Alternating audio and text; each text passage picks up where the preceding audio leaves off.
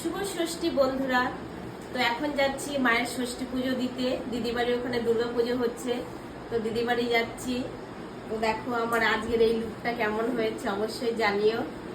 তো চলো, এখন দেরি হয়ে যাবে, তাহলে বেশি কথা বললেই পুজো দেবো। তো টাটা।